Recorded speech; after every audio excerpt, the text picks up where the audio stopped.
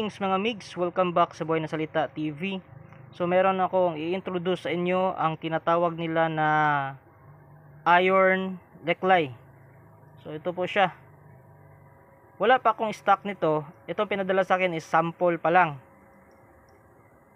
So tingin ko maganda naman kasi kintab na kintab. Kaso nga lang hindi ko mabuksan kasi nakadikit na siya. May sealant na. So hindi ko matignan yung ilalim, pero sa appearance pa lang ganda oh. Kumikislap-kislap oh. So para din siyang silver na uri ng leklay.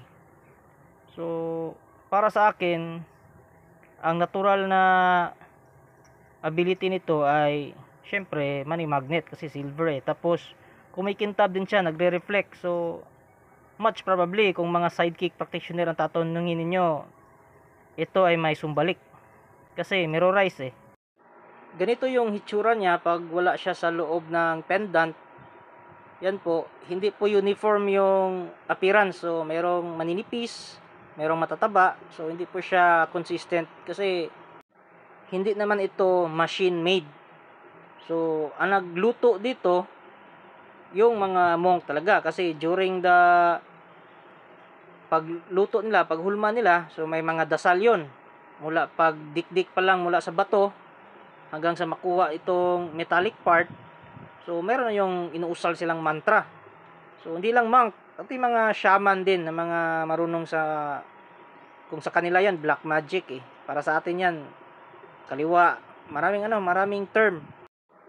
So sabihin na natin na ang ilan sa mga gumagawa nito ay yung mga taga-Thailand na hindi monk, yung may alam sa lihim na karunungan sa kanilang larangan. So siguro mga shaman yung tamang term dyan.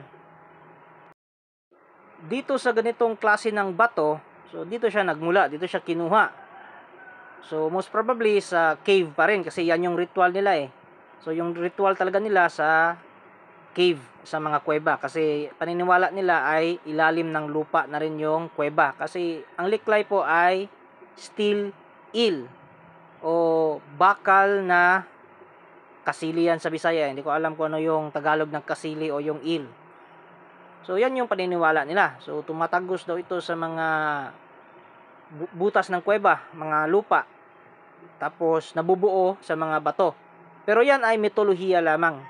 So meron pa rin yang literal na katumbas. So tulad ng kung paano nabuo through natural formation of rocks. 'Di ba? So di natin maiiwasan, may mga rocks talaga na gifted. Tulad nito, may nakadikit na mga metallic foreign materials. So ito yung forma niya pag naluto na or na-separate na nila from rock at yung metallic portion.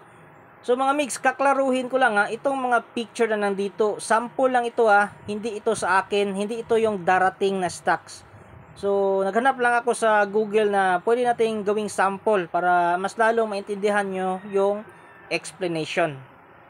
So magiging honest lang tayo dito, hindi ito sa akin, sample lang ito. Yung nasa akin na, yung nasa kamay ko, yung video, yung dalawa, yung sample na 2 piraso. Yan nagre-reflect. So, itong pinadala sa akin, sample lang to, 2. So, may darating pa daw. So, yun, tignan natin yun kung maganda ba ang quality. At sa mga migs natin dyan na hindi pa nakakuha ng leklay, meron tayong 3 rainbow Ito, maganda tong nasa gitna. At saka ito. Reflective din siya. At the same time, may sumbalik to kasi reflective eh. Hindi lang basta rainbow.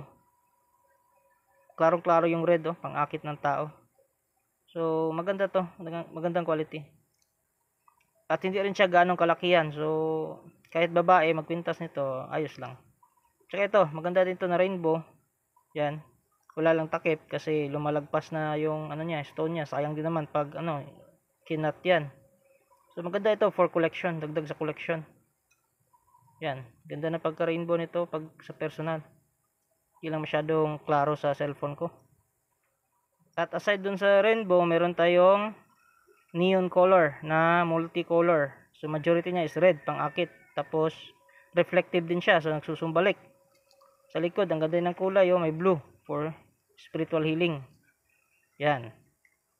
Ganda ng kulay nito. Ganda din ng pagkabilog-bilog niya So Halatang halata mo yung maganda na quality. Tsaka ito, ganda din pagka silver niya, reflective din siya. Yan.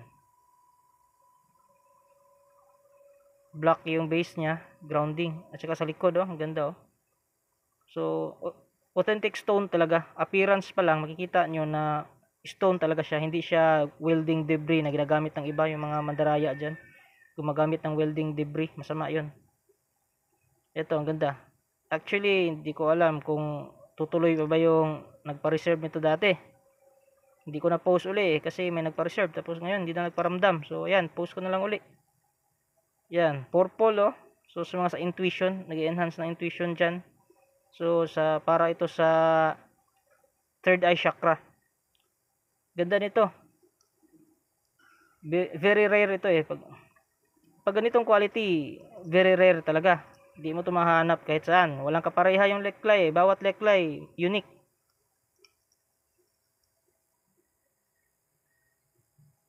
Tsaka meron tayong dalawa na Thailand leklay. Yan. Parang may mukha pa itong isa. Parang buhaya. Buhaya. Ito naman, brown. Tsaka may silver din. Yan, sa likod. Ang ganda ng pagkabilog-bilog sa likod, oh. Yan. Punasan natin to.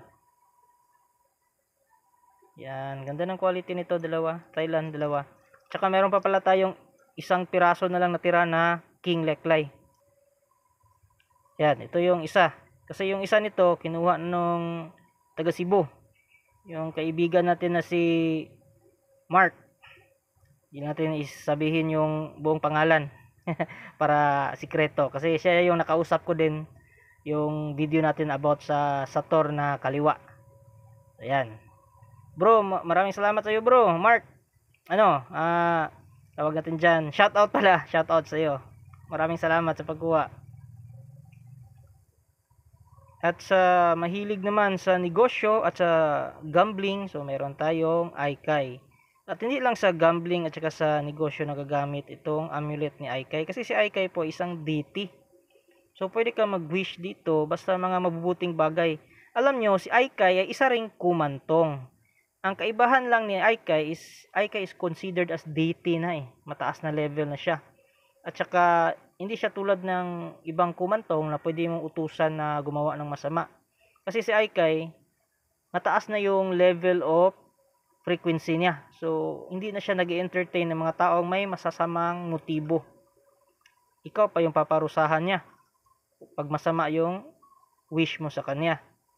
So, si Aikai po ay hindi lang basta gambling, business, pwede itong tagabantay ng bahay, at saka sa mga ayaw mag-worship ng mga, kasi may mga tao din na ayaw talaga sa Catholic religion, sa Christian, at sa iba pang mga mainstream religion, ayaw nilang ganun kasi mga oppressive daw. So, naiintindihan ko naman yun. So, kung ayaw mag-worship ng ganun, so, choose Aikai as your deity. Yan. Sa mga, kuhan lang na ha, sa mga open-minded lang. So, mga close-minded na nagmamagaling dyan. So, bahala kayo. Kung gusto nyo yung God the Father lang, Jesus lang, so okay din yan. Boto ako dyan. Kasi ako nga, ang deity ko talaga is Jesus Christ. So, ito mga to, instrument lang naman. Parang katulong lang sa buhay. At saka, hindi rin ako nag-entertain ng mga elementals na mga deity, yung mga sekretong pangalan. So, ito, mga deity na ito, subok ito ng mga monk. At saka, hindi sila sinungaling na tinatago nila, sabihin nila, sekretong pangalan yan ng ama. Hindi. Sinasabi talaga na yan na si Aikai ay isang batang nag-aaral ng pagiging monghe, tapos namatay, tapos nag-ascend, so naging deity. So yan. Yan ang gusto ko sa Buddhist na occult. Kasi yung Buddhist occult, napaka-honest. Hindi tulad ng Pinoy occult na tinatago nila yung mga bagay-bagay, sasabihin nila na sikretong pangalan kuno ng Diyos. Ganon. So, pangit yun.